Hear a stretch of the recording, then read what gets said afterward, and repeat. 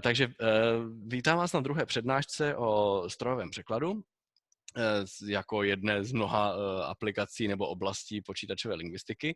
A tady je souhrn toho, co celkově chceme jako pokrýt těmi dvěma přednáškami o překladu.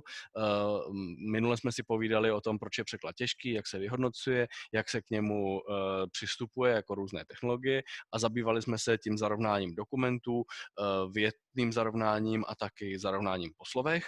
Z toho máte zadaný nepřesně zatím, ale domácí úkol a prošli jsme si trošku, ne dost podrobně, ale aspoň abyste jako z rychlíku viděli, jak se dělá klasický statistický překlad.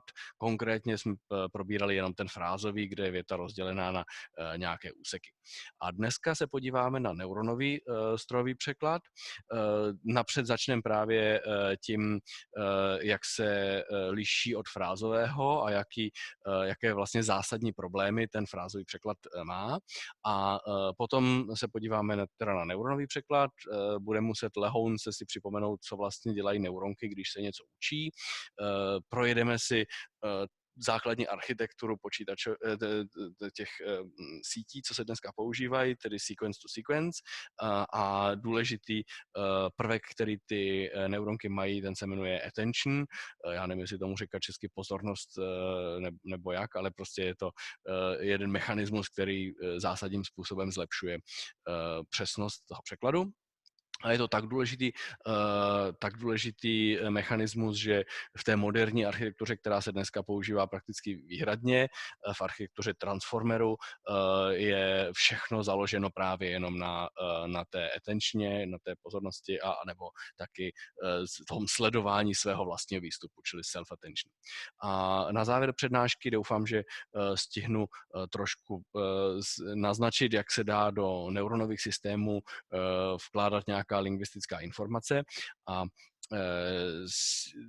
rovnou předesílám, že protože je nižší hodinová dotace, než byla v předchozích letech, tak z toho důvodu se nedostaneme k tomu, jak se vkládala lingvistická informace do klasických, tedy strukturních systémů. A to je to škoda, ale prostě, když by vás tyhle podrobnosti zajímaly, tak určitě vás rád přivítám na své přednášce, která je celý semestr věnovaná strojovému překladu a tam se to dozvíte podrobně. Čiže tohle je jenom taková ochutnávka. Tak. Tady je připomínka toho, jak fungoval frázový překlad, když jsme ho probírali minule, nebo co to bylo. Loglineární model předpokládá, že jednotlivé fráze, tedy úseky vstupní věty, jsou relativně nezávislé jedna na druhé a vstupní větu tedy rozdělí na tyhle souvislé fráze a potom zjišťuje, jak se ty jednotlivé fráze mají přeložit a jako dílky puzzlu skládá za sebe ty překlady těch frází. To vyhledávání, ten search, který tam jako probíhá, ten má dvě části. Nejdřív se najde v předem připraveném slovníku všech možných překladů frází v takzvané frázové tabulce. Tam se najde, co se dá použít v té vstupní větě, protože ta vstupní strana se shoduje, ta zdrojová strana se shoduje a tím získám tu množinu těch dílků a potom ty dílky používám tím, že prodlužuju postupně tu částečnou hypotézu a těch hypotéz držím několik v rámci nějakého beam searche a takhle postupně pokryju celou vstupní větu a když mám celou větu přeloženou a když mám těchto kandidátů víc a už jsem jako jich udělal třeba 20 nejlepších, tak zastavím to hledání a toho, co mi aktuálně vyšlo jako nejlepší, tak toho vydám. A trénuje se ten systém, takže se napřed získá paralelní korpus, ten je zarovnaný po slovech a potom se z toho korpusu extrahují fráze, které jsou konzistentní s slovním zarovnáním. Byly tam v tom loglineárním modelu nějaké váhy, protože ten model hodnotí hypotézu z mnoha různých pohledů a ty váhy se tedy také jako natrénují a pak se překládá. Takže tady je taková ilustrace toho, jak se překládá, nebo vlastně jak se trénuje napřed. Tohle je náš trénovací korpus, máme jenom 2 dvojice vět, nemám žádného psa, I have no dog a viděl kočku, he saw a cat. Prvním krokem je, že se najde automaticky slovní zarovnání, takže tady ten systém sám zjistí, že psa se dá přeložit jako dog, kočku jako a cat. Probírali jsme, jak se tohle může jako stát, je to na základě souvískytu, že pes se většinou objevil ve větě, kde v angličtině bylo dog, a to se v průměru stalo mnohem častěji, než pes se objevil vedle have, protože pes dělal různé věci a díky tomu souvískytu nejčastějšímu právě ty modely pro slovní zarovnání dokázaly namalovat tyhle hrany, jak tady vidíte.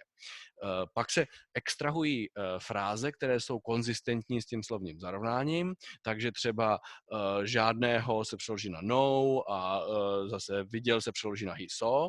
No a pak přijde vstupní věta a tam se tyhle dílky, to jsou ty fráze konzistentní se slovním zarovnáním, ty se použijí na to, aby se pokrýval ten vstup. Vstupní věta byla nemám kočku, tak nemám, to se řekne I have, a kočku to se řekne a cat, takže počítač tady za použití těch známých dílků přeložil větu nemám kočku jako I have a cat. Tak já bych rád využil toho, že tady můžeme spolu mluvit doopravdy, že nemusím jako mluvit jenom jako vysílání, a zeptal bych se, co tady je teda špatně a jak byste k tomu zabránili, nebo jak by se tomu dalo vyhnout, tomuhle problému. Jako není to, já vůbec nevím, třeba angličtina jako má jako tu dvojí negaci, jakože v češtině máme nemám žádného. Já si myslím, že angličtina vůbec má nemá, tu dvojí negaci. Nemá dvojí negaci, je to tak, jádro pudla je, že v angličtině není dvojí negace a tady při tom zarovnávání se teda něco jako stalo, tak? Ano, a teď co byste s tím udělal? Napadá vás něco? Kde tu vzniknul problém? Nebo co, jak to, že mohla vzniknout takhle špatně přeložená věta? Není to třeba proto, jakože různý jazyky potřebují jiný počet slov pro vyjádření toho samého? To je pravda a to tady trošku jako ošetřený je, protože třeba ty členy, ty se tam v těch frázích jako objevily taky, takže kočku jako a cat, to se našlo. Tady je problém v tom, že ten systém extrakce frází dovolil extrahovat frázi, která systematicky negaci zahazuje. Jo, ta česká negace se vyskytuje na 2 slovech, ta anglická se vyskytuje jenom na jednom a jako byla chyba nějaká drobná v tom slovním zarovnání a kvůli chybě ve slovním zarovnání si ten počítač neuvědomil, že nemám velmi těsně nějak významově souvisí i s tím no, že nemůže to no opomenout. Jo? Tadyhle ty hrany, které tam vidíte namalované v tom, jako v té trénovací části, tak ty vyjadřují, který slova musím jako použít současně, který slova si odpovídají. Jo? A tam, co tu hranu nenamaluju, tak tam se předpokládá, že jsou na sobě jako nezávislí ty slova anglický a český. A to, že tady chybí hrana mezi nemám a no, tak vlastně znamená, že to no jako nezávislý, nebo to nemám vůbec není v žádném vztahu s tím no. A to není pravda. Jo? Čiže to je právě chyba, že tady není namalovaný to slovní zarovnání mezi nemám a no. A proč ho tam nenamaloval ten stroj? No to jsou jako technické důvody, že to zarovnání bylo nějaký jako omezený, že to mohlo být jenom 1 na n na jednu stranu a n ku 1 z druhé strany a tak, ale když by někdo tam ty čárky mezi nemám a no domaloval, tak by se nám nepodařilo extrahovat ten kazivý dílek, ten oranžový, nemám I have, a museli bychom extrahovat jedině, jako měli bychom povolený jedině, nemám žádného, I have no. No? Čili tadyhle je přímý příklad toho, když někde udělám příliš silný předpoklad nezávislosti. Realita je jako přísnější, nemám souvisí s tím mnou, ale můj model to prostě tam nenamaloval a následně tyhle díry využil to vyhledávání a použil ten dílek nemám I have. Tak, teďka, kdybych teda to ale opravil, kdybych domaloval tu hranu mezi nemám a no, tak k čemu to povede? Zvládnu tenhle vstupní příklad? Nemám kočku?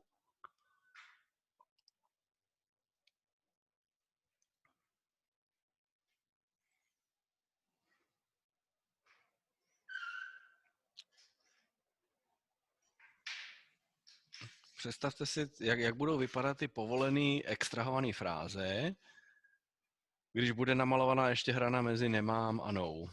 Jestli tady v Zoomu, jestli tady v Zoomu můžu nějak malovat, to si nejsem jistý, jestli nemůžu. Annotate můžu. Tak já zkusím tadyhle draw, tlustá čára. Jenom připojil se někdo další, tak nevím, jestli Aha. je anglicky mluvící nebo ne. Děkuju. Maria, okay, yeah, Maria. So, okay, thanks for joining. We have to switch to English right now. So far, there were only. Or do you understand Czech? I understand just I understand something, not everything. Yeah. So, what would you prefer? English, I guess, right? Mm-hmm. Yeah. So, let's switch to English. So we are discussing the key problem that phrase-based MT has. And the problem was that the double negation in Czech leads to a systematic loss in negation in English. And the problem is now illustrated, it's like annotated. The problem is that there is no link between the Czech word nemám and the English no. So if the automatic alignment was drawn so that there was this link, then there would be no way to extract this orange phrase pair, nemám I have. The only phrase pair that could be extracted would be larger, and it would be only this nemám žádného, only this whole thing. This whole thing would be extracted at once. And with this extra link between nemám and no, there would not be the loss of negation, but I'm asking everybody, what would this lead to? Is there any drawback of adding such a link, making the phrases longer in these cases? And specifically, if these two sentence pairs that you see on the top are the full corpus and we don't have anything more, could we translate this input sentence, nemám kočku?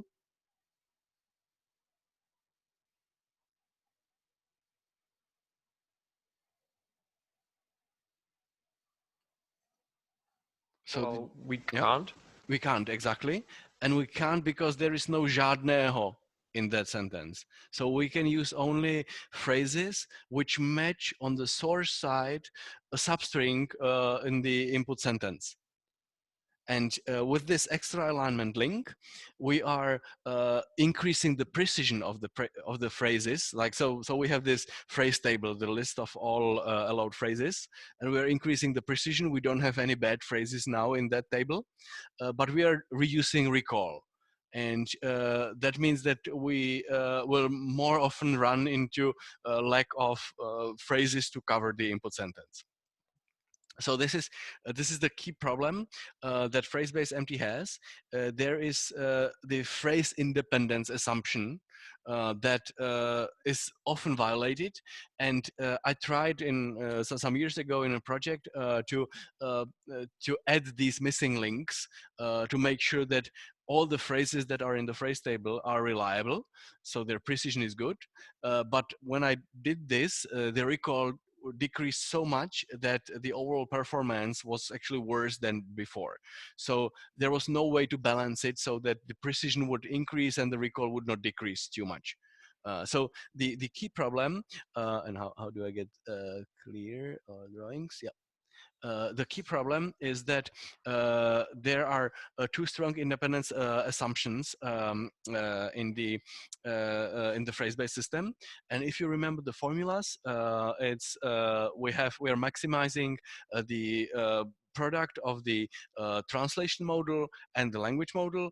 This is inspired by the Bayes law, and actually it is used now in the log linear model.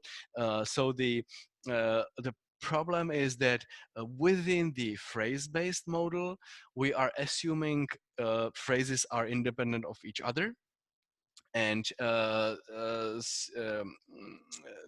this doesn't hold in this case. So phrases do depend on each other, but the model has not the capacity to account for that. And the language model is also a separate unit, and the language model is the key second component that validates the sentence. But here, if you look at the output sentence with our problematic example, the language model is very happy. The "I have a cat" is a great sentence. Actually, positive sentences are more frequent and therefore scored higher by the language model than negative sentences, because they are shorter and they are more frequent in the training data. The phrase-based MT has this tendency to systematically drop negation from any language which expresses the same thing, such as negation, on two elements, and into a language which doesn't use it. So the independence of the language model and the independence of the individual phrases is what is going to damage phrase-based MT in simple sentences like this systematically. So let's redefine the conditional probability that we are after. If you remember at the beginning, we were searching or we are going to maximize the conditional probability of the target sentence given the source sentence. And here last time we used the Bayes law to swap that and to create this independent language model. This time we're doing it differently. We will say that we are going to predict the target sentence one word at a time, and that we are going to unroll this like sequence of decisions in the linear order. So we will first model the probability of the first word given the whole given the whole F, the whole source sentence, and then we're going to predict the second word given the whole source sentence and E1. So actually, I can use how do I get the annotations again? I think that the annotations are a good thing. So annotate, yeah. Whatever. Yeah. So then we're going to predict the second word given the first word, and then we're going to predict the third word given this full source sentence and the words so far, and we'll do this one word at a time for all the words. So if you think about this formula, this is nothing different from what we have known from before. This is just a language model, but it's clever. It's clever in that it is also conditioned on the whole source sentence. So if we were able to train this clever conditional language model, then we would be able to do machine translation. So the question is, how can we like create this probability table? We want a probability table which, as its inputs, has all the possible source sentences and also all the possible beginnings of the target sentences, and it always predicts the next word. So think about this table, like how big it should be. You have all the source language sentences, and for each source sentence, you would have to have all the beginnings, all the possible beginnings, and for each given beginning, the table will say what should be the next word. And if the sentence is already complete, the next word should be like an end of sentence symbol. So this is an extremely huge table. And if you remember, we had this brute force empty last time. There is no way to enumerate this. We would never see all that in the training data. So this probability table has to be captured by some device which is very flexible and robust to like differences in the source sentence and differences in the output so far, and still the predictions of the next word are reasonable. So the device that has proved itself to work in this setting is our neural networks. And I guess you have had them in several lectures already.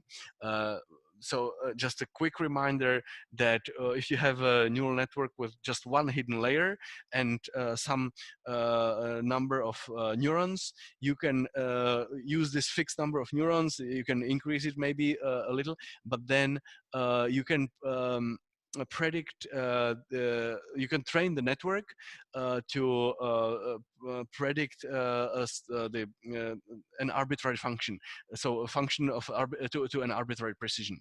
So if you have enough training data and if you have enough hidden neurons, any function can be approximated by this network. So it's, in principle, it is a very powerful mathematical device, but it still can be very difficult to train it to find the necessary hidden parameters. So here is a very quick summary of what neural networks are doing. Here, the task is to predict the color of a point, and the inputs are the x coordinate x1 or the y coordinate x2, and you have a hidden layer of 3 neurons. And each of these neurons, as you probably know from other lectures, is not doing anything cleverer than a linear combination of its inputs. So you have 2 inputs for the first neuron, and these 2 inputs are the x and y coordinates, and the neuron has only 3 parameters internally.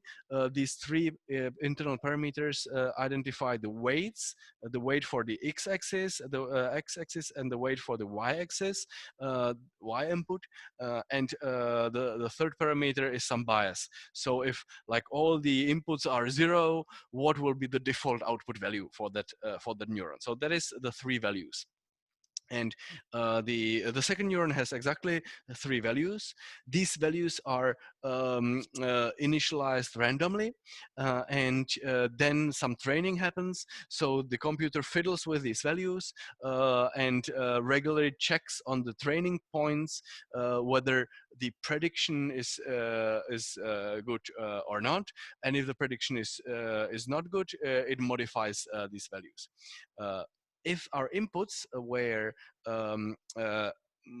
ideal, if we had x squared and y squared as the inputs, then we would not need any hidden layer, because you may remember that the formula for a circle is x squared plus y squared equals 1. So you would just check the sum of these 2 coordinates, and if you would be below 1, then you would be within the circle, and if you would be above 1, then you would be outside of the circle. So maybe I forgot to mention what is the task here. The task is to predict whether we are in the center of the circle or whether we are on the outskirts. So we are only predicting the area. We are predicting the color, and the color depends on the location of the point. If we are in the middle, then the color should be blue, and if we are outside of that boundary, the color should be orange.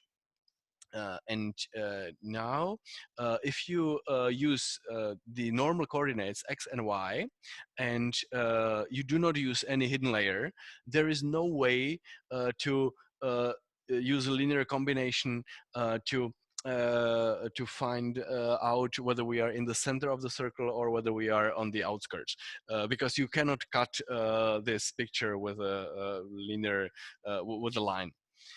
If you do the other extreme, which is using too many neurons, then yes, the network has the capacity to predict the boundary well, but it is lost in the options. So if I go back to the setup where it worked, the linear combinations that every of the neurons produced, the linear combinations are just lines. And the network has 3 lines at its disposal.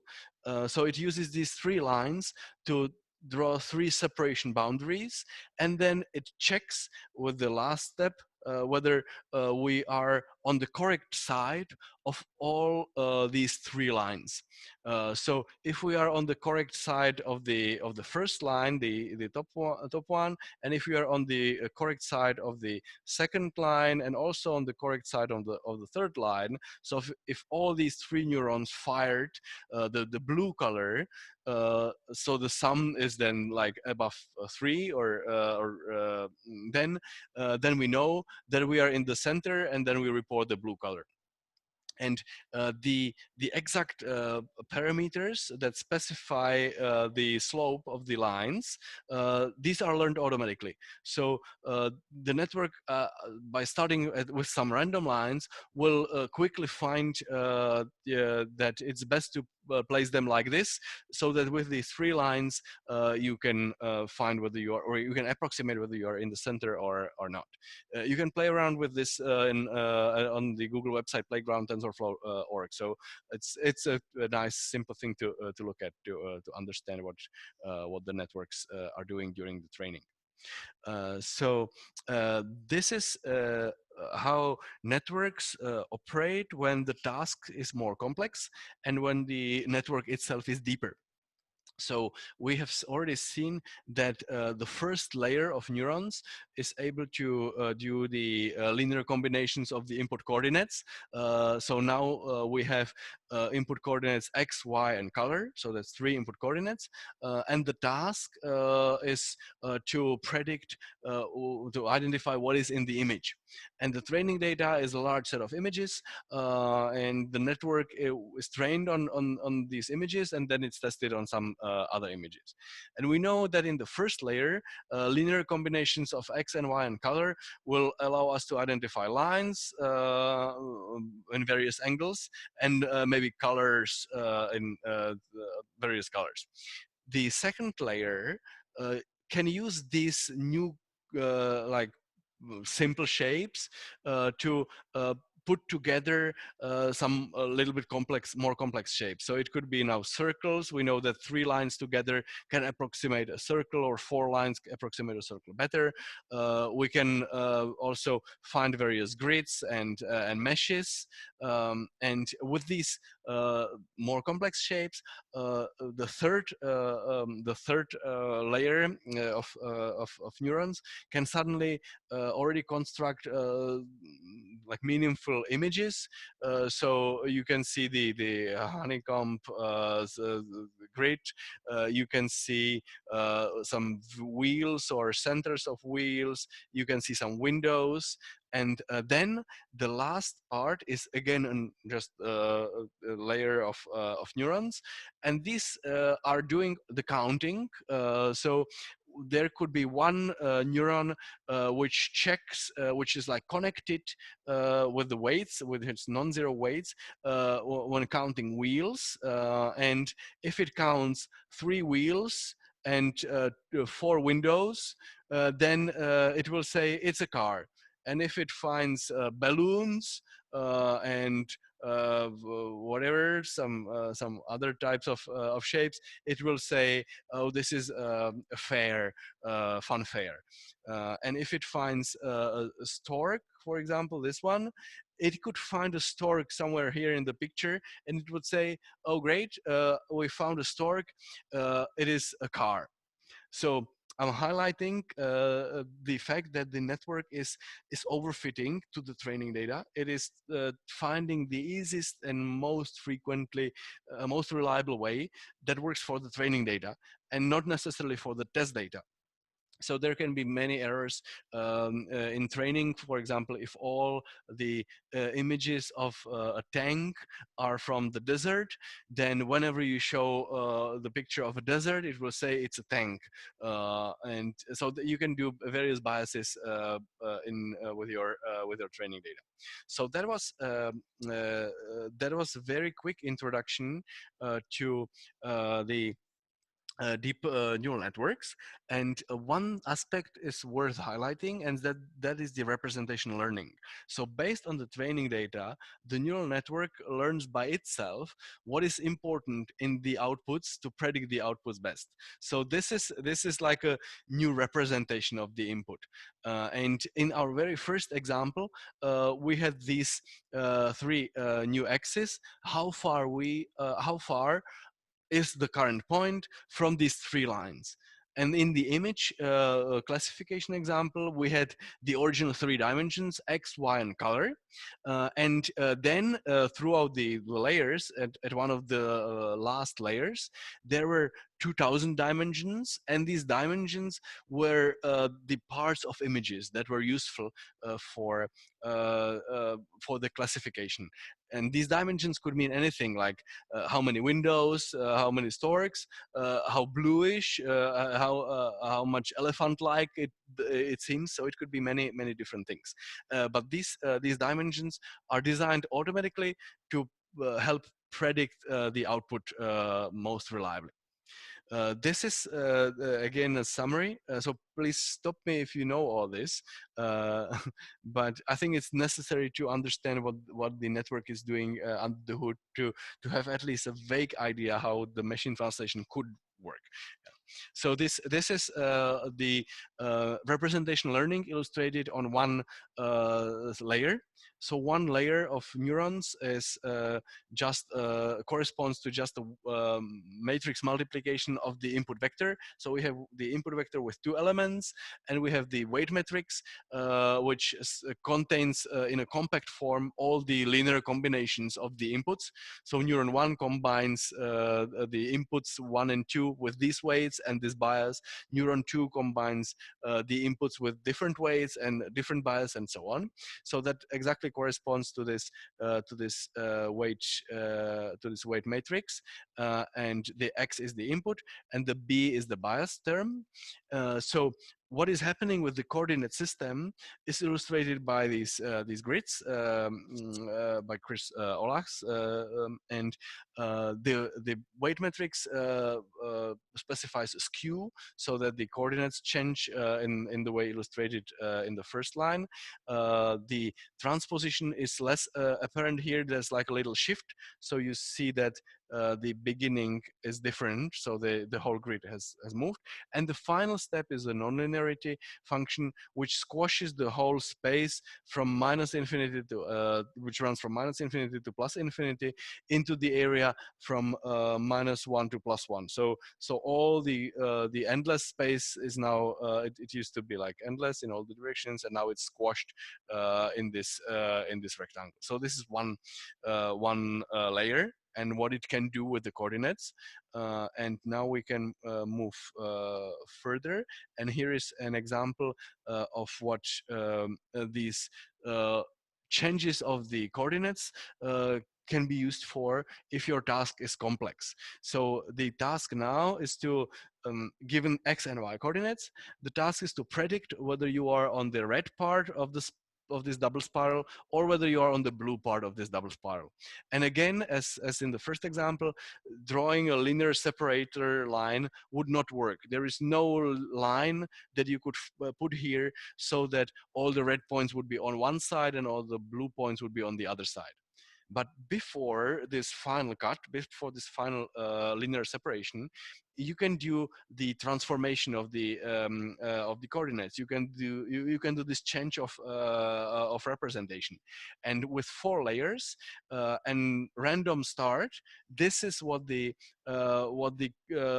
changes will do. So they will like squash the space and then pull it apart in one way and then in another way, and gradually after, as you see on these pictures here, gradually it will change the original or coordinates, staying still in the 2D domain, so that there is a way to draw a line and to have all the red points on one side and on all the blue points on another side.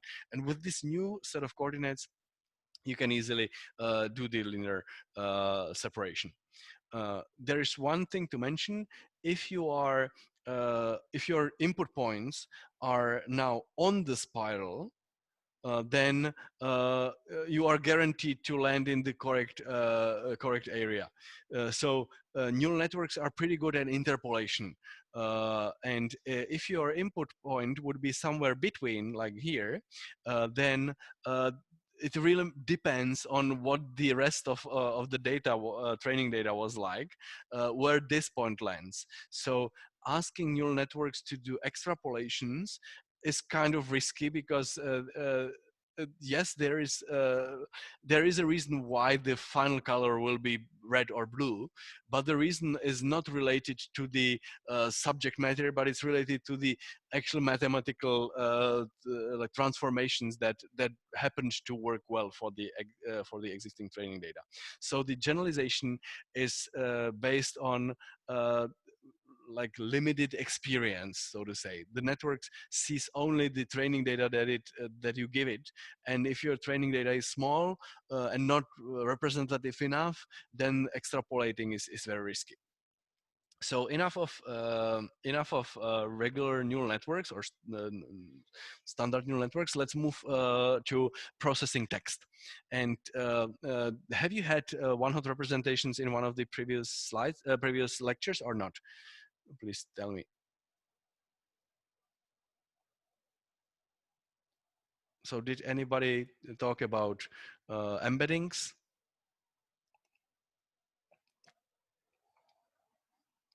So have I lost all of you?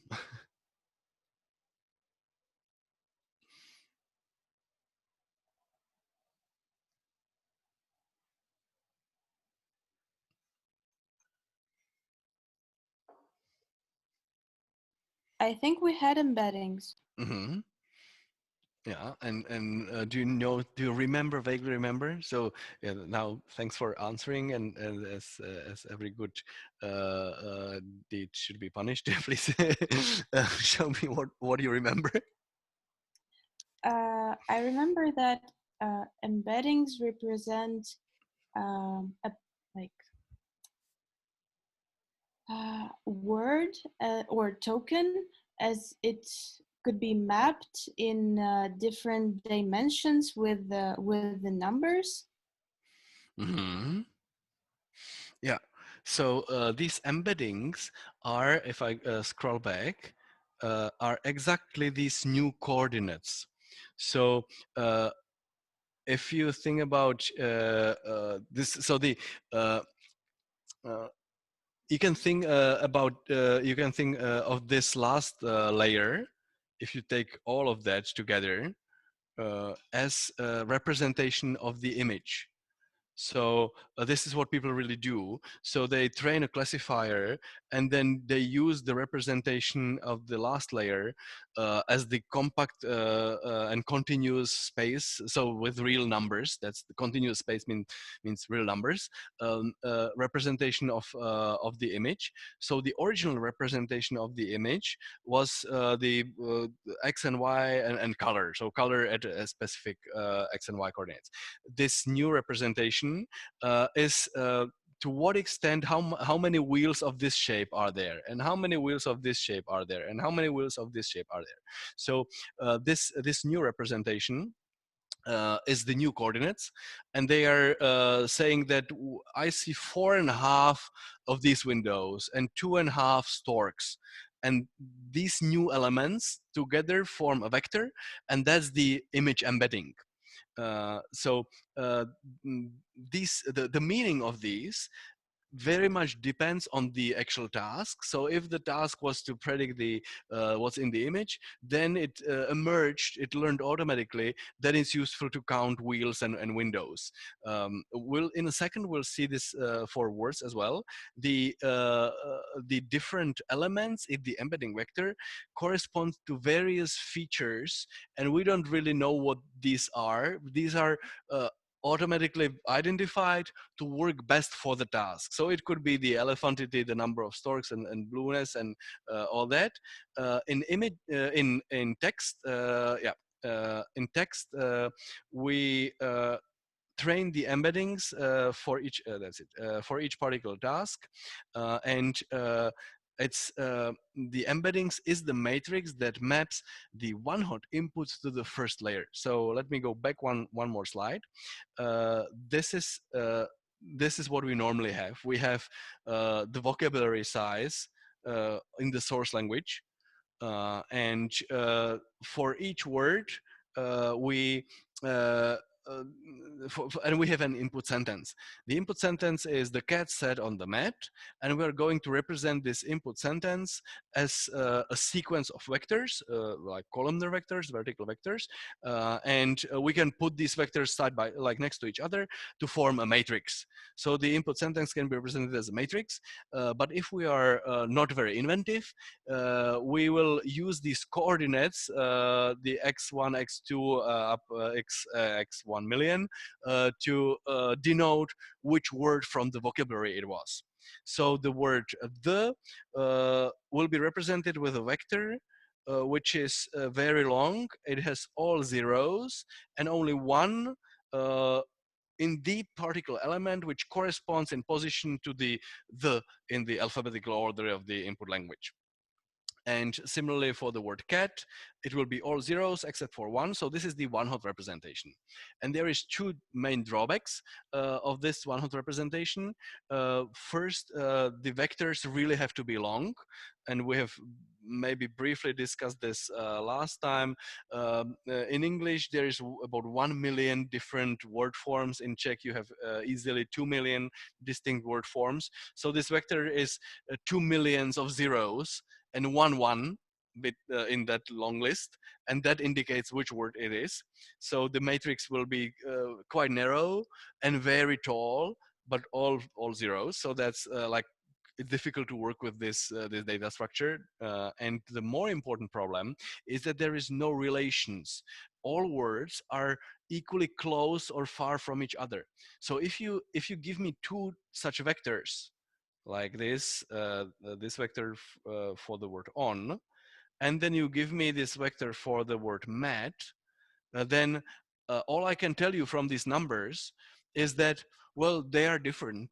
They have many zeros and this, like in the same positions, but the one is here and here is a zero, and similarly or the converse for the mat. So and if you give me then the cat, for example, then the similarity between the cat and mat will be exactly the same as between the cat and on, or the cat and is. So you see that the similarity of words, which could be useful as in a fallback situation. So if there is some input words which you don't know, you have never seen it, if the representation of the word was somewhat cleverer, if it was a kitten, you have never seen kitten in your parallel data, you could see that kitten is related to cat more than it is related to the word because, and therefore you would translate kitten rather as a cat than as because. So your translation would be not precise, but it would be at least related. So the idea of word embeddings is that you convert these one-hot representations to the dense representations. So instead of 1 million, instead of 1 million elements, you would have only 300 to 2000 dimensions, and these would be trained automatically by the network for the particular task. So for machine translation, these embeddings would indicate whether all these words like cat and kitten are most often translated using the same target words, and or whether they are like distinct. Yeah. The famous embeddings that you have probably discussed are language model based. So there's the word2vec or others, and there is two underlying models behind word2vec. One is the SIBO, where you predict the word from its four neighbors, and that's predicting the middle word given four neighbors, two beforehand, two before it and two after it. And there is also the skip-graph model, which is mathematically the converse. You predict each neighbor each of the 4 neighbors given the word which was between them in the sequence of words in a corpus. Then in these predictions, you have this input layer, which is the one-hot representation. It's very long. It's as big as the vocabulary size is. And you are predicting also one word in the same like very long vector, but you do it through the hidden layer. And the hidden layer has some much smaller number of elements. So you train the network to best predict the neighbors, and then you extract this layer, the middle representation. And it's up to the network to like use these real valued elements in the vector so that it is the easiest for the network to predict the neighbors. Yeah. So these are the embeddings. They are trained for particular tasks.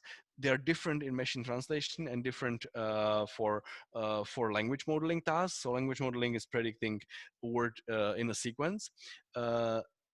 When people looked at these, I'm running too late, but I think it's still important. So this is the behaviors of the embeddings. It was illustrated that if you have the word king and you subtract the vector for the embedded man and you add the vector for a woman, then you would get to queen. So there is some geometrical relation between word embeddings. Yeah. Okay. So let's move back to the task of machine translation. We need to process a sequence of English words and get to the sequence of Czech words. If you remember, the SMT already had some problems with the vocabulary sizes of productive languages, such as in Czech, this longest Czech word, or the compounding in German. Neural machine translation, which we'll see in a second, will be doing some matrix multiplications, and we cannot afford to have too many numbers. So the matrices can be only 30 to 80,000 elements long, and that's already too much. But we have millions of word forms. So what can we do? We can break the individual words into some subword units, and then we can use these subword units to put together the words. So we can follow some linguistically motivated units such as syllables or morphemes, but morphemes would have again too long like vocabularies, or we can go for character pairs, or we can go for individual characters. And there you realize that the smaller units you use, the smaller the alphabet. So the smaller the vocabulary size is, but the longer the sequence. And that's why the best methods today are trained on the data. And one of the popular mechanisms is called byte-pair encoding. So the byte-pair encoding, you specify upfront, I want to use this vocabulary size. I have 30,000 slots. And please populate these slots with either subword units or even frequent words, so that my corpus is broken into the least number of units. So this is like automatic balancing of the vocabulary size and the complexity of the subword units. So frequent words will appear as individual entries in this dictionary, and less frequent words will be constructed using bits which are in the dictionary as well.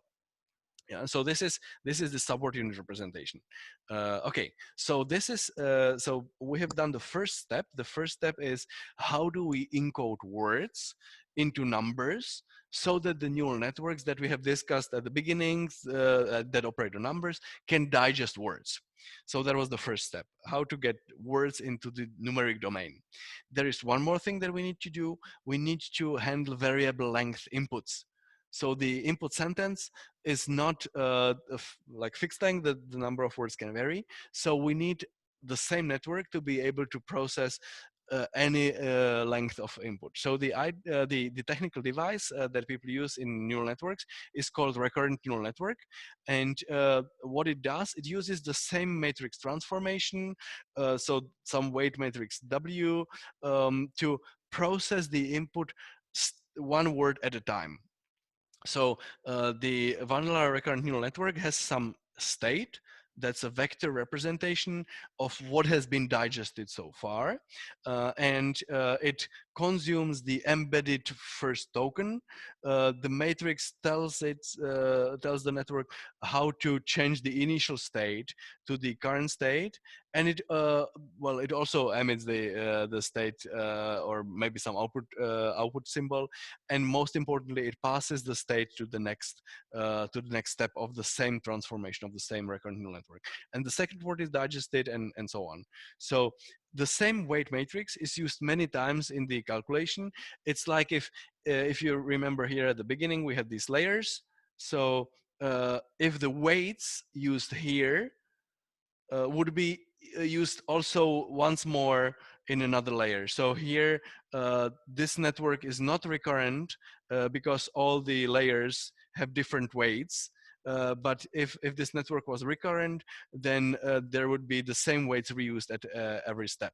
And actually, we would be feeding in like the second word and third word in the sentence and fourth word in the sentence. So this whole still is one calculation that produces some output vector, x and y coordinates, or maybe here just one coordinate, the color, and in this calculation, the inputs are gradually like added and multiplied together, so that the output will be the best as expected. Okay, so that's recurrent neural networks. And now the neural language model. So that was the basis. So the idea is that we want to predict the probability of the word given the prefix, the previous words in the sequence.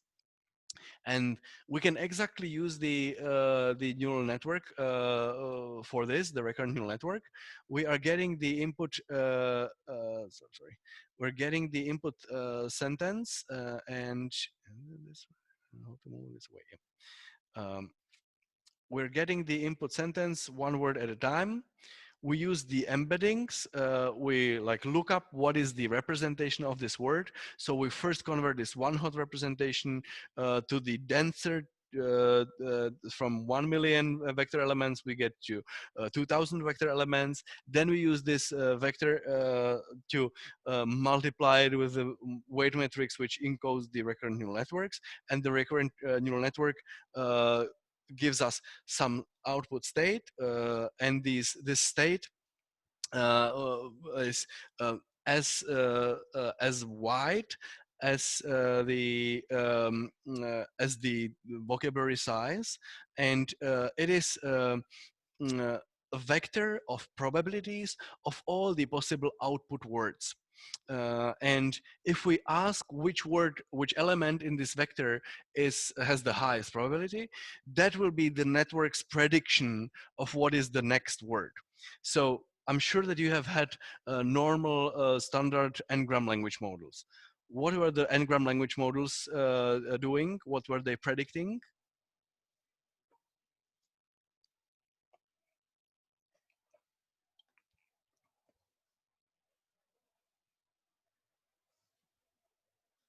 So what is the task of language modeling? Probability.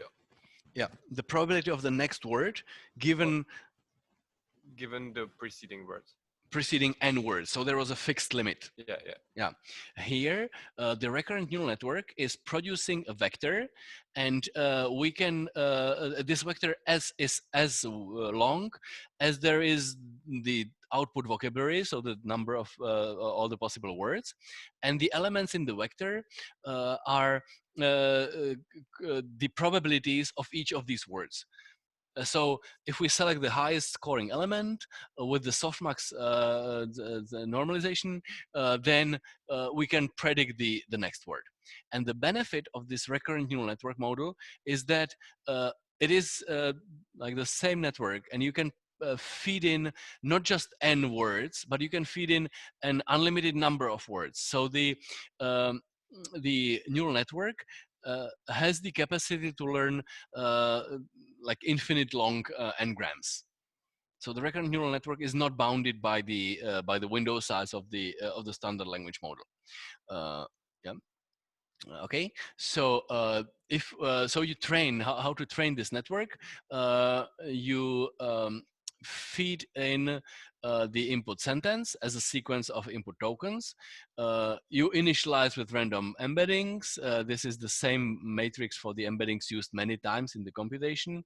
You do this recurrent neural network processing, so digesting the word, producing the state, and using the state also to predict the output vector, which is as long as the output words, and then you are checking whether the highest scoring word in this after the softmax normalization is the one that was written in your training sentence. If it is this W1. And if it is the W1, then okay, you don't need to modify the weights. If it's a different word, you backpropagate the error, and you will modify the weights so that the network is more likely to predict the word which you expected it to predict. So when training the network, you are repeatedly feeding the same recurrent, you are feeding the same network with various input sentences, sequences of tokens, and you're asking the network to predict the next word at all positions there. And it is, if it predicts wrongly, you will adjust the inner weights. And after some number of iterations, it will suddenly start predicting pretty well. Yeah, so this is how you train it. And then if you use it then to sample, to create random sentences from this, you feed in the input sentence symbol, you embed it, you ask the recurrent neural network to process it to get the state, and it will produce the state, and it will give you the probability of all the possible output words. You will normalize this with a softmax, and then you will select the high scoring word and select the word. And then you will tell the network, this is the word that you have just produced. Please give me the next one. And the network is trained to predict the next word given the previous ones. So here is the history. Here is the most recent word, and it is predicting a new word again. So the network is repeatedly asked, and it is repeatedly producing the most likely word, and producing a new state at every step. So this is called an autoregressive decoder. It's autoregressive because it looks at its previous output. So it takes n steps to unroll it. It's conditioned on the preceding output. Yeah. So we can skip this. This is just how to implement. It's fairly simple thing, and yeah. And this is yeah. Actually, we can discuss it here. This is the way how to do the translation as such. So you have the input sentence x1 until x4. You use one recurrent neural network, which is called the encoder, to digest all these symbols one at a time. You end up with some vector representation, the state of the state of the recurrent neural network after consuming all the input words, and then you use this state as the initial state for the decoder. And here we have two arrows, and that's two phases of usage. So in the training phase, you are running this decoder network over the output which is in your parallel data. So in your parallel data, you know what is the input sentence and you know what is the output sentence, and you force the decoder to produce exactly the words as expected at the positions where they were expected. So the decoder is simply a recurrent neural network, as we have just discussed. So the same network structure is here used twice. Once you use it to consume the variable length input. Second time you use it to produce the variable length output. The length can be different. It's just a coincidence here that they are of the same length. And the first network is trained to produce whatever sensible representation of the whole sentence, so that the second part of the network produces predictions where the expected word is the most is the highest scoring one. And when you are like checking whether this is the highest scoring, whether the highest scoring word matches the expected word, you are calculating the so-called loss. And if these words do not match, there is some error to propagate, and the network adjusts the internal values so that next time it will memorize better and it will produce the expected output. So this is the training phase. And then in the runtime phase, you process the input sentence through the encoder. You transfer this vector, or you just send this vector to the decoder part. You ask the decoder, given that we are at the beginning of the sentence and we got this sentence to produce, what would be the first word? And the decoder will say, well, this word is the most likely one. We emit it, and we tell the decoder, this was the first word in the sentence, in the output, and this is your state. What would be the next word? And it will say this word, and it will again propose a word. We will emit it to the user, and so on. After some time, it will suddenly say that the most likely word is the end of sentence symbol, and then we will stop asking. Yeah, any questions? Yes, please, may I? Yeah. I was wondering, like the first and the second networks, they're like trained at the same time, or? Yes, exactly. They're put but they are together. two different networks. Yes, there's a different weight matrix in the encoder and different weight matrix in the decoder. And the training data. So I have like some sentence in Czech, and then like the real translation in English. Yes, and that's my exactly. training data. Yeah. This is the parallel data, the same style that we have had last week for the phrase-based extraction. So there we also had parallel corpus, one by one, like sentence for sentence, and we had many pairs of those. In Czech, we have 50 million parallel sentences now, and we train on these. Okay, thank you. Yeah. So if you remember from last time, we were doing some word alignment. So we were searching whether this word corresponds to this word or another one. And this time, we are not doing any explicit alignment beforehand. We only train all the weights in the network so that the whole sentence is consumed, and the best and the expected output sentence is produced. And the whole network is totally memorizing it. It is trying to like produce the exact copy of the corpus, the exact same translations. And this is highly inadequate from the linguistic point of view, because you know that there are many correct translations of the of a single input sentence, but the network is simply trying to memorize it. So it's with this vanilla setup, it is quite prone to overfitting. So instead of when you give it a new sentence it has never seen before, it is more likely to produce some related sentence it has seen than to produce the relevant than to produce some translation. So the generalization happens as a random coincidence, so to say. It is trying to memorize the corpus. Okay, the first time this was used, it was used only for short spans of words. So it was used as a scoring function in the log linear model of the phrase-based MT. So in phrase-based MT, there is this variable length phrases, the source side and the target side, and they used exactly this encoder decoder part. So in this case, both the source and target were known, and they used the model to provide a score for that. And this was a highly effective scoring method. So it was very good at predicting whether these phrases are good translations of each other or not. So that was in 2014, but then they used the same setup to really translate full sentences.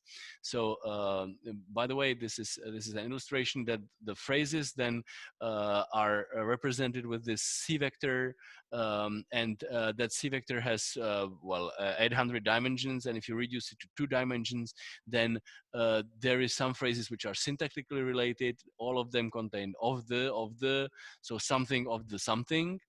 and here is another part where are all the countries listed. So there is some similarity in these phrase representations. So we have had the word representations that are created in the like word embedding matrix, and now we have the phrase representations, which is the vector representation after the recurrent neural network. The encoder has digested the whole sequence. Okay, so the sequence to sequence approach that first was used as for full sentences is this paper by Ilya Satskever in 2014. They used LSTM, which is an improvement of the recurrent neural network so that it is like easier to train.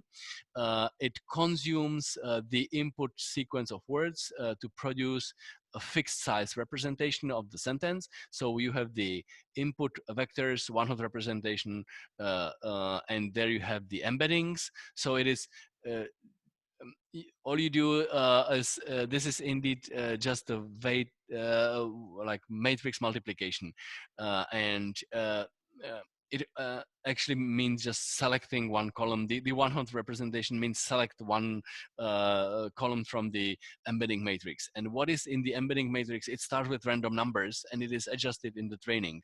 So we do not know what these individual elements there are. Some of them can be like how much in the past the word is, and some of them could be how much like colorish the word is, and how much bluish it is, and how much cat-like it is. So the elements are unclear, but they are automatically trained, and there is also a combination of elements. So if something is very bluish and somewhat in the past, then it will contribute to the vector representation. We do not know what is in these vectors, but then if we attach the second part, which is the decoder, the decoder will produce the word probabilities. That's the vector as long as the output vocabulary size, and we select the highest scoring word to emit it, and then we tell the network, okay, this is the word that you have produced, and this is your state. Please give me the next word, and it will say this is the most likely output word, and we again emit it, and we train this pair of encoder-decoder networks on the data on the parallel corpus to like fully memorize it, and it will learn some network representations. So some continuous space representations of the sentences. So if we look at these continuous space representations, they are here is a picture reduced from 8,000 dimensions to just 2 dimensions. The interesting observation is that here sentences which are semantically closer to each other are semantically closer in this space. So the lower 3 sentences are: she was given a card by me in the garden. In the garden, I gave her a card. I gave her a card in the garden. So in all cases, I was giving the card and she was receiving the card. But the word order is fairly varied here. And here the upper sentences use the same words. I was given a card by her in the garden. In the garden, she gave me a card. She gave me a card in the garden. So actually this in the garden and in the garden, these are syntactically more similar, but they are semantically dissimilar. And then she was given, I was given. So these two are again syntactically like pattern wise more similar, and these are pattern wise more similar, but still the encoder-decoder architecture, which was trained on English to French translation, decided to put these sentences closer together. So their vectors are similar. Their vector representations after being encoded are more similar than the sentences which are like superficially more similar. Okay, so this is the sequence to sequence architecture, and then people use different things in the for this. They can use for varied length input. People can use the recurrent neural networks, which we have discussed. People can use convolution networks, and in 2017, Facebook tried that. Unfortunately, that paper was like forgotten or overridden, and all the attention was put to this self-attention paper, the attention is all you need, the same year from Google. So people now use self-attentive networks instead of convolutional networks. But these architectures were probably on par at the beginning. Okay, so let's talk about the attention now. Time is really getting short. We have the other part, so I suggest that we keep talking a little. I'll try not to extend too much into the time of the lab session, but I will to some extent. And then we'll take a break and move to another Zoom call, because this one was supposed to end, and so that we don't occupy it. And then we'll move to another one for the lab session. But let's talk about attention now. So the problem here with this setup is that the varied length sentence is represented with a fixed length vector. And obviously you cannot put a whole sentence into a fixed size vector. So what people figured out was that if they read the input backwards, it actually worked better, because then the vector representation was more like it included the first words. It included the first words most recently, so they were like more visible in the vector representation of the whole sentence, and therefore the beginning of the translation was also better and better matched the source sentence. So the best idea was to attend to give the network access to all the possible positions. So the idea that is behind the sequence to sequence with attention, the model which really rewrote the landscape of machine translation, the model that surpassed phrase-based machine translation, was this attention-based RNN neural network. Here, the RNN is used twice in two directions, left to right and right to left. And you received at the end, this is the end state after consuming the sentence from the tail to the beginning, and this is the representation after consuming the sentence from the beginning to the tail.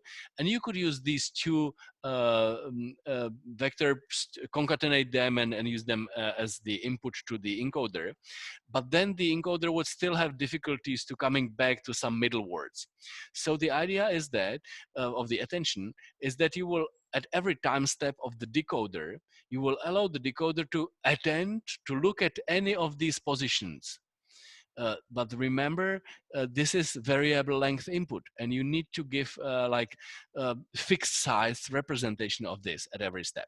So the idea is that you will mix these representations with weights, and by doing this weighted sum, you will produce a fixed size representation. So you could like max out, you could maximize all the elements, or you could average them, which is what people do, and you do the weighted average. And what's clever about the attention mechanism is that you modify these weights for the averaging as you go in the decoder. So hopefully it is illustrated here. Here you have the states of the encoder.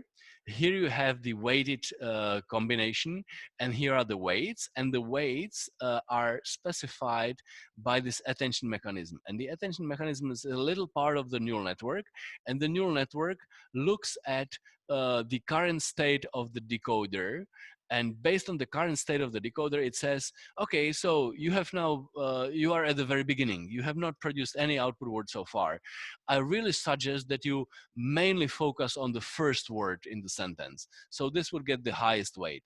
So all these like vector representations of the sentence are combined together, but the combined vector is most similar to the first position. And then after using this combined information, the decoder, the decoder produces some output word, and it is most inspired by the first source word, and it modifies its state. And again, the attention mechanism is called again. Now the recurrent network state can be will indicate that we have produced one word already, and it would suggest, well, you have already produced this, so maybe look at this second word mostly, but consider also the previous one a little and this one a little. So the attention mechanism like gradually changes what is most interesting in the input sentence as the decoder is producing the output sentence one word at a time. Yeah. So here's another summary of that. This is the input sentence. The words are consumed left to right and right to left. These are the like states of the encoders in the two directions. These states are used in the weighted combination. These are the weights. This is called attention energies. These attention energies are summed together to produce all the information from the source sentence, which is relevant for this particular time step. And the decoder is like rolling over the outputs, producing one output word at a time.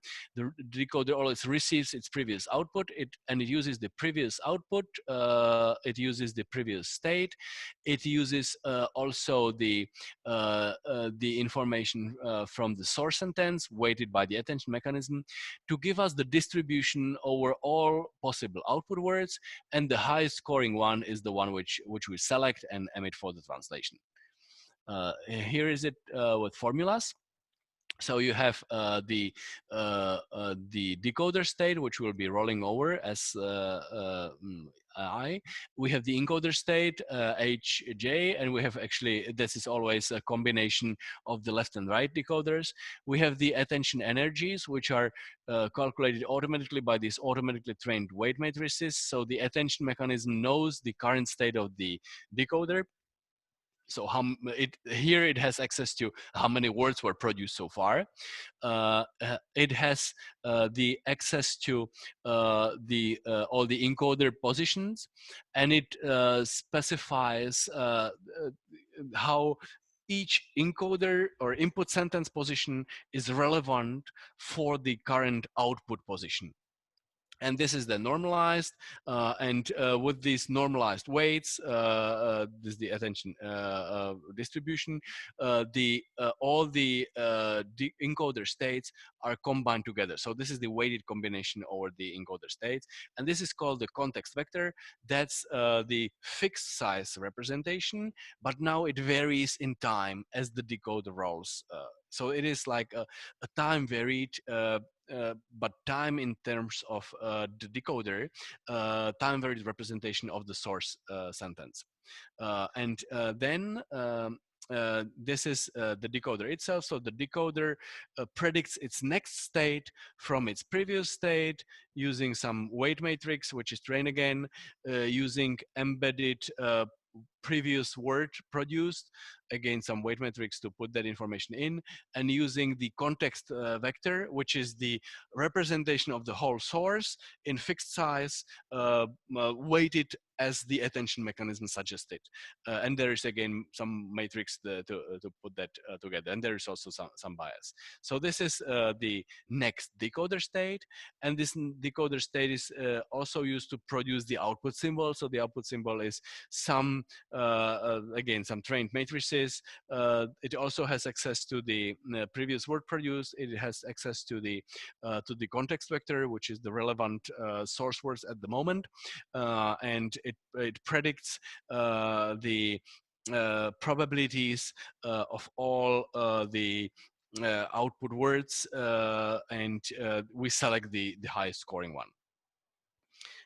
Here is the attention illustrated as we proceed. So this is the input sentence. Es ist möglich, diese Prozesse in unserem Sonnensystem. So this is actually subordinates. And this is the output sentence. So, and this is the rows are the attention vectors.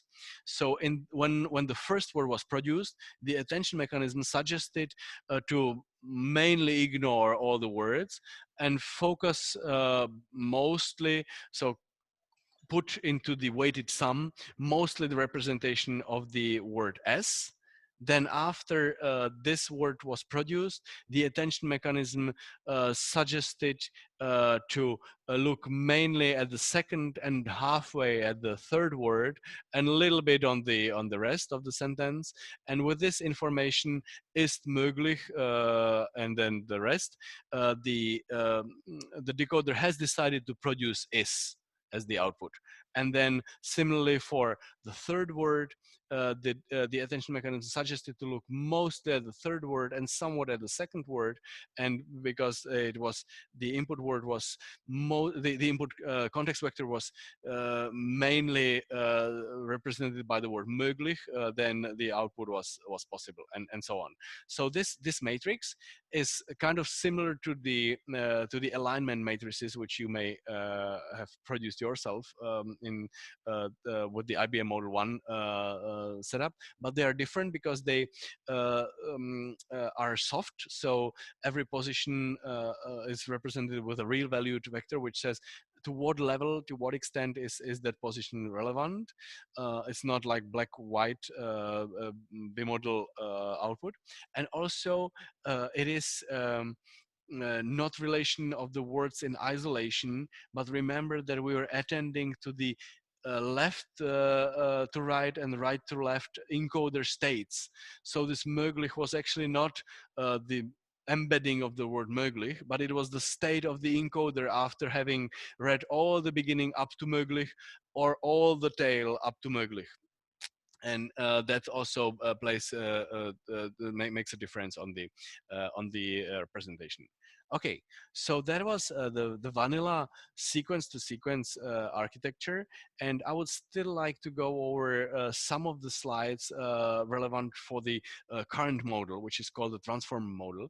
I will only jump over them, but if you want to know more, there's the lecture for transformer and also syntax in your machine translation in NPFL 087 class. So you can look at all the details. Yep. This is the sequence to sequence with attention that we have just discussed, and the transformer model is different. I would like to where is this annotate? Draw thick and blue. I would like to recommend this block, which is a very simple description of this different shape of the neural network, and I'm using the pictures from that. The idea is that the network is a little bit more complicated. There is 6 layers of encoders and 6 layers of decoders. All the decoders access the output of the last encoder. So internally, each encoder is a self-attention and then a feed-forward, which is the standard transformation that we have seen in the very first slide. The weight matrix, one weight matrix and one nonlinearity function. And the decoder has self-attention, encoder-decoder attention, and feed-forward network again. So what is the self-attention? So this self-attention is a replacement. Self-attention. This self-attention is a replacement of the recurrency or the convolution neural network.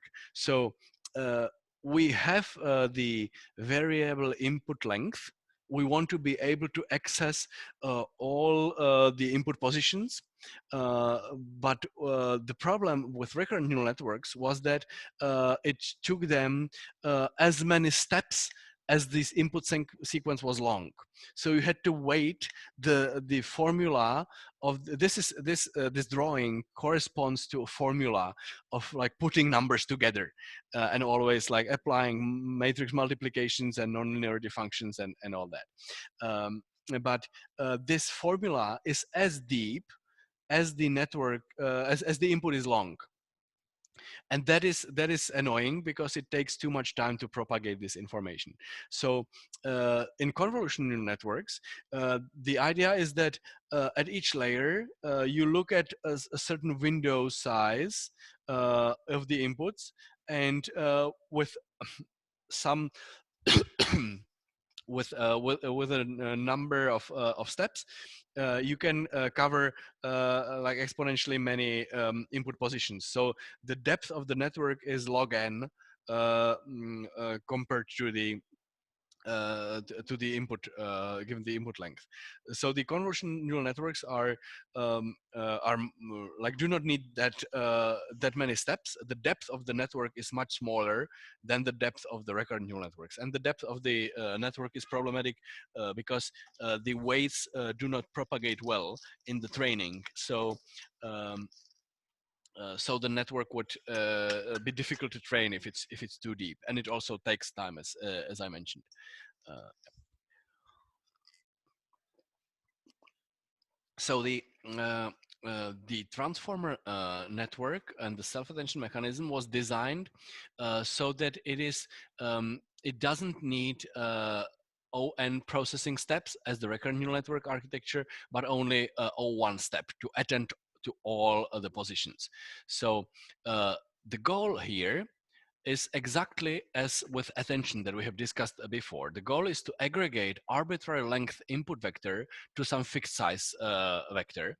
And this aggregation is data driven, trainable, and actually trained as we proceed. So that's the goal. So we have the input sentence, inputs x1 till xn, and this is the vector representation, like thinking and machines to input words, and we create three views of them, of these input words. We create queries, keys, and values. So this is three different views of the input words, input word x1, and this is three different views of the input word 2. These views are created by trained matrices. So the network learns by itself what should it look when it's creating a query from thinking, and when it is creating a key from thinking, and when it is creating a value from thinking. If these matrices were identical, then the three views would be the same. And actually, it starts. Sometimes it starts but sometimes they diverge. It's up to the network to decide what is relevant for the key and query and the value. So now, how the keys and queries are used. So the idea is that you score each position with the key and query. So you create a square matrix, and that square matrix specifies how each position is related to all the other positions in the sentence. So it's self-attention. Every position is like self-attending to other positions in the sentence. So when we are thinking, how much the word thinking should be related to the other words, including itself, we always consult the key, the query, and the key for the word. So, and we create a score. So the score here is the combination of the query of the first word and key of the first word. And here is the score which corresponds to the query of the first word and the key of the second word. So this is the 2D matrix of all the queries and all the different keys, and this square matrix specifies how each word is like related to itself and all its neighbors. Yeah, so you get these scores. Then you normalize these scores in some way, and then you normalize them in the softmax so that they add up to 1. So this is the important thing. And then you use these weights. So this is the weights. You use these weights to multiply the values. So you and combine the values weighted by that into the sum vector. So each word, each position, through the keys and queries, has discussed with its fellows in the sentence how much each of these fellows should contribute to my representation. And then I put all of them together. So my representation is again fixed size, and I have as many of these representations as I have input words in the sentence. Sometimes the words, the keys and queries specify that the word should mainly look at itself. So the representation is not too much different from the value of the word itself, and sometimes they can look around. It's up to the network to decide what is relevant. So that's the nice thing about this is that you can quickly calculate this for all the positions at once. So you do you have the representations of all the words in the sentence. You have the representations of all the queries, and you have the weight matrix that creates the queries, and you create all the queries at once. You create all the keys at once. You do simple matrix multiplication to get all the pairwise consultations, like everyone with everyone, and then you normalize it, and you do this again on all elements in the matrix at once, and you use these weights to all the values at once. So so on a GPU, you very quickly calculate this self-attention of all the words, how all the words relate to all the other words in the sentence. So this is the attention mechanism, and the attention mechanism in transform model is actually used 8 times. So if we go to this, yeah, this is a summary. You have the input sentence. You have the 8 different mechanisms. They are technically doing the same calculation, but with different weight matrices. So these are the weights for the head 1, for head 2, and for head 3. Here is the key queries thing combination. So the trained aggregation, and here is the final output vector where you concatenate all the outputs, and then you use one last matrix to squash it to the original size. So this is a very quick O1 calculation, and it allows every word to get in touch with all the other words and change its representation so that it knows about the surrounding words. I can probably, well, this multi-head attention is used 3 times. One is the most common one, or most easier to understand, is the encoder decoder attention, which is exactly what you have seen in the previous encoder decoder attentive model. There, the decoder is looking at the various source word positions.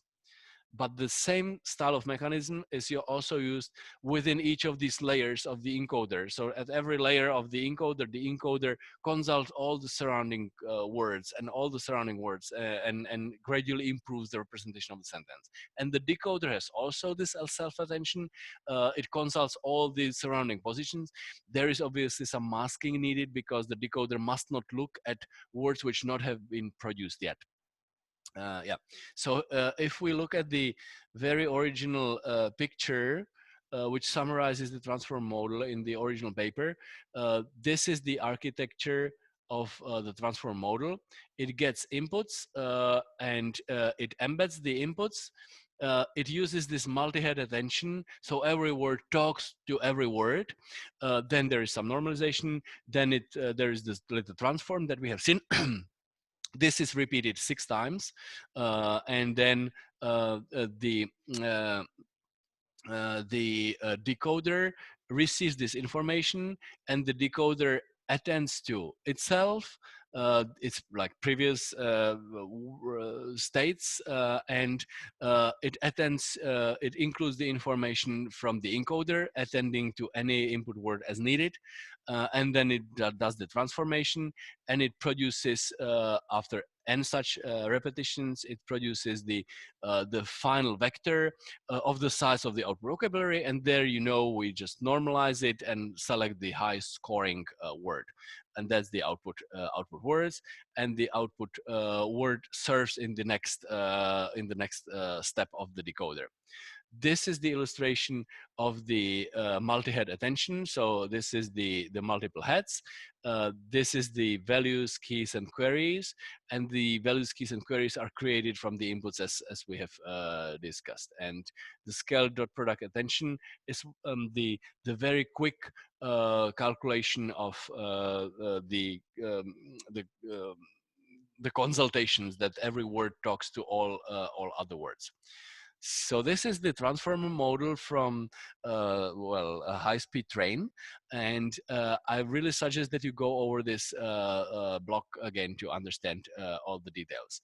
And one thing that I've skipped is that the self-attention does not know anything about the positions. So every word talks to every other word, and it doesn't know how far they are. So if we did it as I just described, then any shuffling of the words would be totally not noticed by the network. The network has no information about position. So what they do in the transform paper is that they combine the word embeddings with positional embeddings. So they have a vector which is exactly as long as the embeddings, and this vector has varying values as the index of the sentence progresses. So it's kind of like Fourier. I see the Fourier transform there a little, but it's just sine and cosine functions. So in the first element flips the quickest. The last element in the vector flips the slowest as you proceed along the indices of the sentence. And by observing how the elements flip, you can easily see how far are you from the beginning of the sentence, and how far are you from some other surrounding words. So this is the positional encoding, which adds again the lost information about positions. Okay, so that's the transformer model, and this is the multi-head attention when we illustrate it. So on layer 5, remember this is 6 layers, the encoder is looking at its previous representation. So the position which corresponds to the input word it looks with the self-attention weights or aggregates the information from these from all the other words in the sentence, and it turns out that one of the heads is looking at the antecedent of the pronoun. So the network, which was trained to memorize the parallel corpus, it's the same training setup. You feed in the input sentence, feed in the output sentence, and you adjust the weight so that it produces the exact same sentence. It started with random weights and it gradually improves them. After the training, the network in its 5th layer of the encoder, it knows that pronouns should mainly look at the antecedents. So the pronouns are capable of locating antecedents. If you look at another head, then the same pronoun is mostly looking, so the second head in the encoder is looking mostly at the verb which agrees for which this pronoun serves as a subject. So these various heads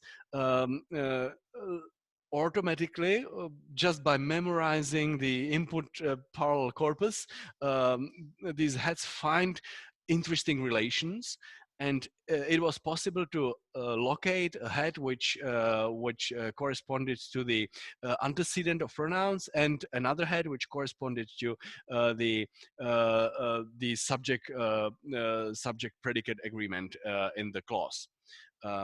if you look at all the heads, then suddenly the picture is not that clear. So you really have to keep searching among these heads to find the interpretable ones, because there is also this other head, this ping head, which links to the verb of the other clause, and there is this head which maps to the verb in the so this is the auxiliary verb in the other clause. This is the content bearing word in the other clause. The clause is the animal didn't cross the street because it was too tired. So it's very hard to interpret all of these heads, but some of these heads correspond to linguistically relevant things, and maybe some of these heads are there are used by the decoder then to say do not confuse that. So the heads can be then used in a negative way. So the network has the capacity to like explicitly ignore some of the information that it has spotted. So it's difficult to interpret this in many cases, but sometimes it is possible. So this is already an example of like another representation. Now the representation is dynamic, it changes throughout the sentence, but the network is learning something which helps it to memorize the corpus well. There is a number of training tricks that you have to apply so that this complex network learns, but it does learn and it translates best. So I do not have these scores here, but actually in these slides, but actually it is sometimes performing better than humans.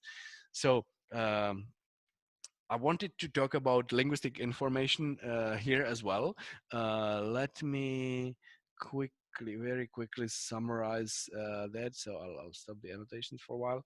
Here on this slide, yeah, I just want to highlight that currently there is little use of linguistic knowledge, explicit linguistic knowledge in current machine translation systems, because the state of the art has quickly moved to the neural setup, and the linguistic is not yet useful. And what people have tried is to constrain the network structure, but that usually leads to worse performance, because if you allow like all connections and if you train it reasonably, that's the hard part though. But if you allow all the connections, the network can choose which connections are relevant. If we limit, if we restrict, if we avoid some of the connections upfront because the linguistic structure, because of some parse tree or whatever, then we are risking that the error in the parse tree will prevent the network from looking at some important position. So constraining the network structure is usually limited too much, so it doesn't perform better than the baseline. The richer input, such as providing information from the parse tree to the network, is useful, but the transformer model with the self-attention can look anywhere, and given enough training data, it is often capable to like construct this richer input by itself. And the last thing is related very much to the deep learning itself. So it's called multitask training. So the network is trained not only to predict the main task, the target sentence, but it's also trained to predict something else. And by predicting something else, such as a linguistic annotation, the network is explicitly forced to consider this linguistic annotation. And that there have been a few papers where this helped, but in the slides that I will very briefly present, some baselines were kind of missing. So here, this is the structure of the network limited by the network that doesn't really work. This is inspired. So here, all the connections are still allowed, and that's good. You can provide the input information at each token. So you can annotate the inputs. The input sentence with additional information, but I told you that the transform model with given enough data is able to locate this information by itself. And you can also do this multitask setup that you are predicting the target output.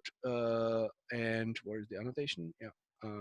you are predicting the target output, and you are interleaving the output words with some linguistic annotation. So here you run the encoder on the input sentence. There are a million different kinds of pizza. The baseline would be that the decoder should be producing the output sentence at one word at a time. Existují miliony druhů pizzy, or one token, it's subword units.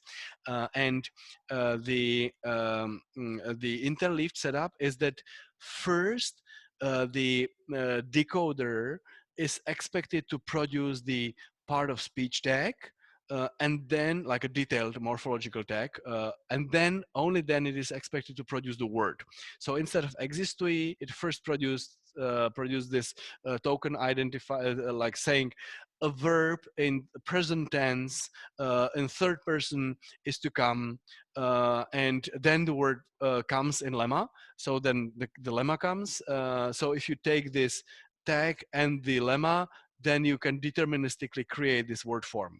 And then another tag comes, so the network predicts, and now a noun in nominative is coming, and it will be in inanimatum or whatever gender. And then the word actually comes. So then again, you use this combination, this pair of tag and word to produce the final word. So the network here is trained to go from input sequence of words to output sequence, which is interleaved tag word, tag word, tag word. And the mechanism that we have talked about before, the recurrent neural networks as well as transformer, both immediately learn that they should interleave these two alphabets. They never like do it wrongly. They never produce tag tag or lemma lemma. They always learn precisely to do this pairwise output. And it also helps, it produces a better output than compared to the baseline if you use this setup. So we have tried this with my students. We have used sequence to sequence as well as transform model, and we were predicting target syntax with, I'm skipping the secondary decoder setup with interleaving. And as the tags, we use something syntactic, not morphological tags, but we used CCG tags, if you know combinatory categorical grammar, so this is something syntactic, not morphological, but it is linguistically inspired.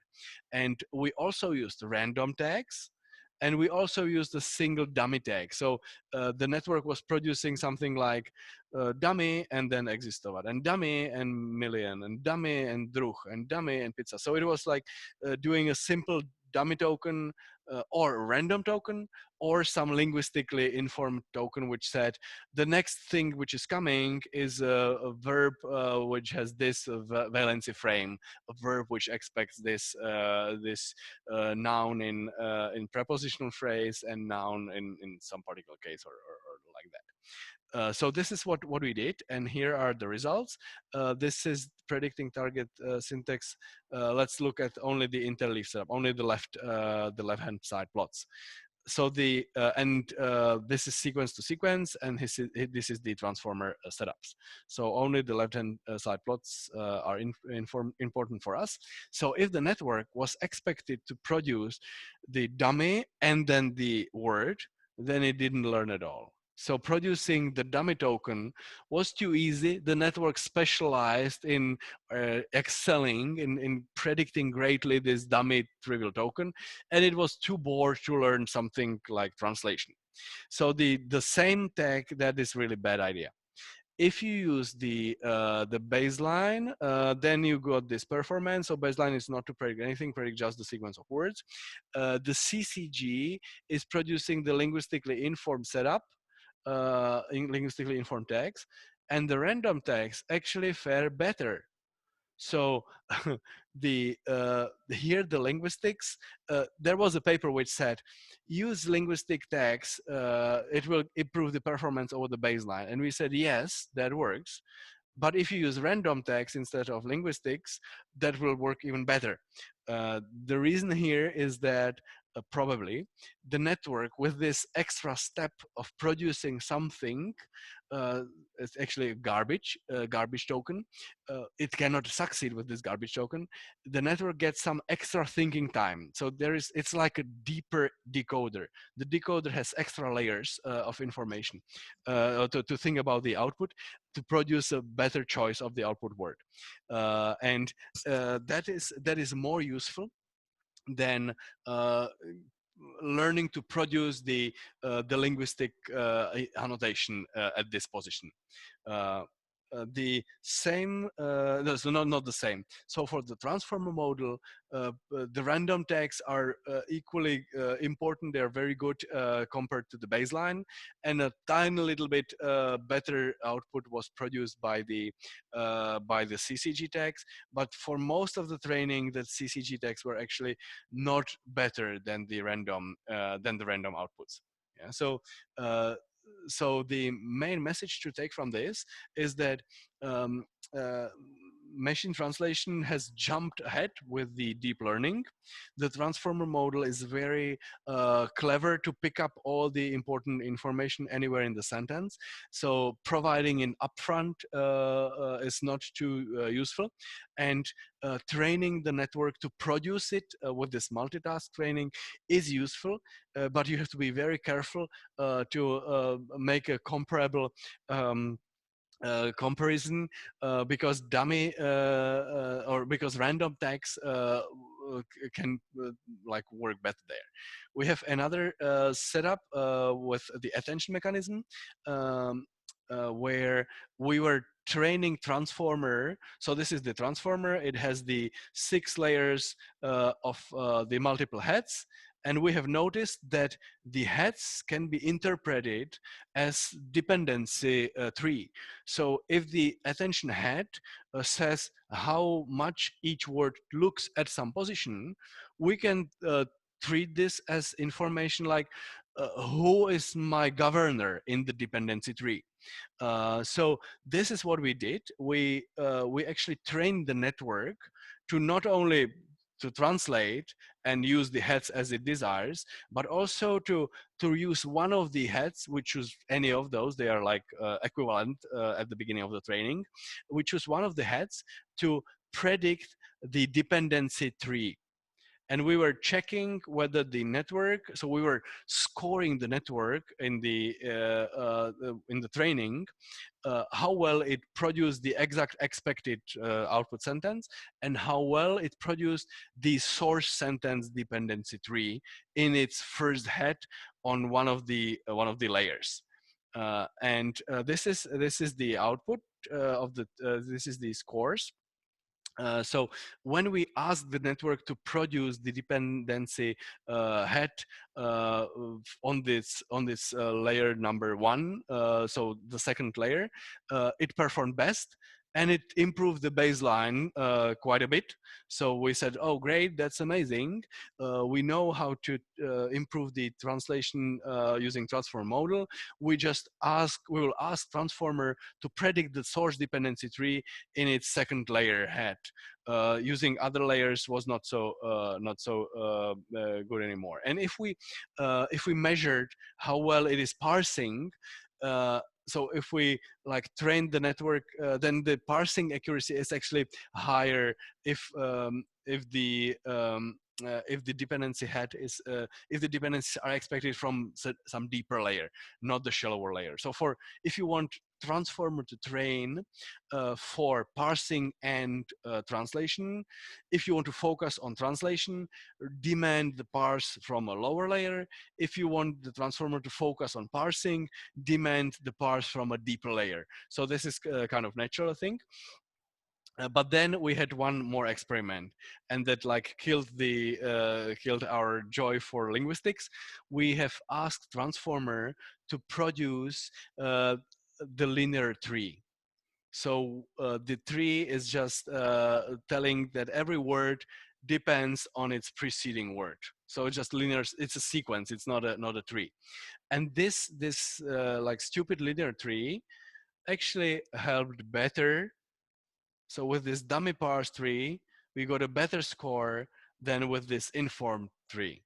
So again, the message is, yes, linguistic can seem important. It can seem to help over the baseline, but you need to try some dummy baselines as well, because you can get the benefits, you can get maybe better benefits with the uninformed setup there. So this is, yeah, I will provide you with links to this, or you can follow the link in the slides there.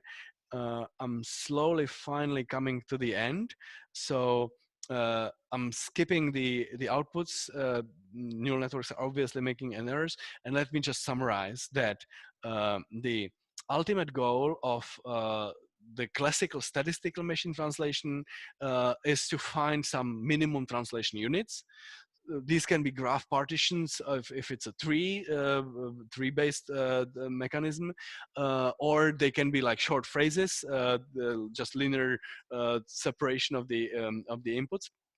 And these translation units should be frequent enough across many sentence pairs, and they should be easy to work with, easy to reorder, and we should be able to find them in some unsupervised fashion ideally. So that's the basis of phrase-based MT. But there is the independence assumption of these translation units. And the independence assumption is not at the neural network style of processing.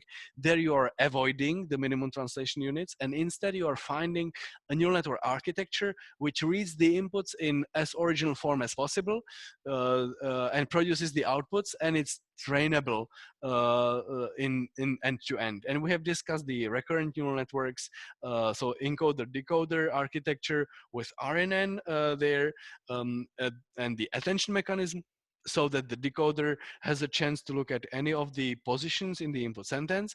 And we have also talked about the self-attention mechanism, where there is not this slow, like step-by-step consumption of the input, but at every step you can look at all the possible input positions. So in sum, over these 2 lectures, and sorry for the second one to being too much extended, we have discussed what makes machine translation statistical. That is the seek for a good modeling of how to produce the most likely target sentence given the source. And we have discussed the 2 crucially different models: the phrase-based, where the phrases are contiguous and independent of each other. There was the Bayes law and the log linear model, the handcrafted features, the scoring functions. Some of them were local and non-local, if you remember.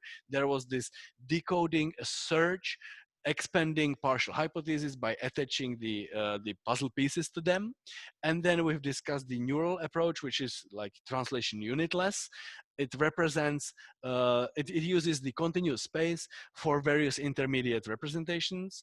The basis is that neural network, NMT, is just a fancy language model, because the decoder is predicting one word at a time. So it is only like a language model conditioned on the source. We have discussed the word embeddings, the subword units, the RNNs for variable input length and output length, the attention in the attention model, and the self-attention. And we have discussed how are linguistic features doing in neural machine translation these days. But I hope that we'll still be able to come to phase where linguistics would be explicitly useful. And but it's hard to say what is good. Like speakers of language do not necessarily have any linguistic background. We get it to some extent at school, but only to a limited extent. And it is sufficient for us to learn how to translate. So it's not too big surprise that there was that people found a neural network architecture which learns to translate without getting this explicit knowledge. So maybe we can get like more elaborate output, higher quality output, if we add a little bit of linguistic knowledge, the similar style of knowledge that people are getting at schools to the transformer network. But as of now, it is not necessarily needed for the best translation quality.